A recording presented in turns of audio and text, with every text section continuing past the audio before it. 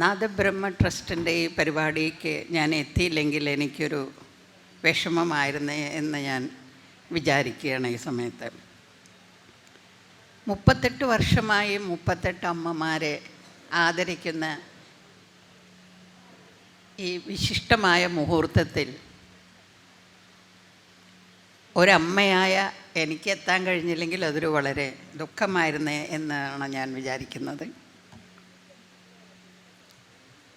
നാദബ്രഹ്മത്തിൻ്റെ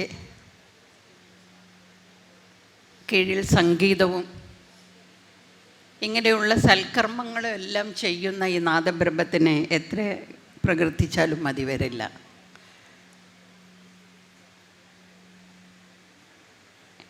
ഇന്ന് ഈ 38 പേരെ ഒരുമിച്ച് കാണുമ്പോൾ ഉണ്ടാകുന്ന ഒരു സന്തോഷം, അമ്മ എന്താണ് എന്നുള്ളത് നമ്മൾ ആലോചിക്കേണ്ടിയിരിക്കുന്നു.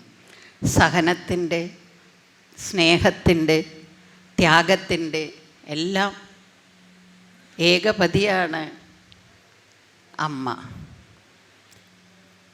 നമ്മളുടെ ജീവിതമെല്ലാം മാറി, നമ്മുടെ മക്കളുടെ സ്വഭാവ രീതികൾ മാറി, ജീവിതത്തിൻ്റെ എല്ലാ വഴിത്തിരിവുകളിലും വ്യത്യസ്തമായി നമ്മൾ ചലിച്ചുകൊണ്ടിരിക്കുന്ന ഒരു കാലഘട്ടത്തിലാണ് ജീവിക്കുന്നത്. എന്ത് വിഷമമുണ്ടായാലും കണ്ണീരൊഴുക്കി നിശബ്ദയായി കുടുംബത്തിനെ പരിപാലിച്ച് മക്കളെ സ്നേഹിച്ച് നോക്കി വളർത്തിയുണ്ടാക്കിയാൽ ചിലപ്പോൾ നമുക്ക് വളർന്നു വരുന്ന സമയത്ത് അവരെ കൊണ്ട് ചിലപ്പോൾ ഉപകാരം ഉണ്ടാവില്ല, ചിലപ്പോൾ പൊന്നു പോലെ നോക്കുന്ന മക്കളായിരിക്കും, അല്ലേ? എങ്ങനെയാണ് ഇതെല്ലാം സഹിച്ച് ജീവിതം മുന്നോട്ട് കൊണ്ടുപോകുന്ന ഒരു യാന്ത്രികമായ ജീവിതം എങ്ങനെയാണ് നമ്മൾ പടുത്തുയർത്തി ഇങ്ങനെ കൊണ്ടുപോകുന്നതെന്നുള്ളത് അറിയണമെങ്കിൽ ആ സ്ത്രീയുടെ അടുത്ത്, അമ്മ എന്ന സ്ത്രീയുടെ അടുത്ത് തന്നെ ആണ് ആ ജീവിതത്തിൻ്റെ വിജയം കയ്യിലിരിക്കുന്നത്.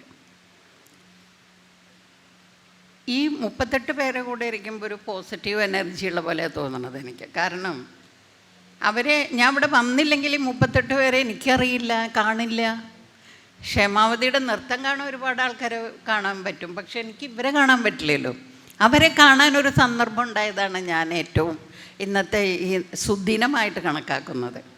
മാതൃദിനത്തോടുകൂടി അവതരിപ്പിക്കുന്ന ഈ പരിപാടിയിൽ എൻ്റെ നല്ല സുദിനമായിരിക്കും. എൻ്റെ ജീവിതത്താളുകളിൽ ഇതൊരു നല്ല ദിനമായിട്ട് തന്നെ ഞാൻ എപ്പോഴും ഓർത്തിരിക്കും. നാദബ്രഹ്മത്തിൻ്റെ എല്ലാ പരിപാടികളും ഇതേപോലെ വിജയപ്രദമാകട്ടെ എന്ന് ആശംസിച്ചുകൊണ്ട് ഈ ആദരവിന് ഞാൻ എല്ലാവിധ നന്ദിയും ഈ അവസരത്തിൽ അവതരിപ്പിച്ചുകൊണ്ട് എല്ലാവർക്കും എൻ്റെ നന്ദി, നമസ്കാരം. Thank you.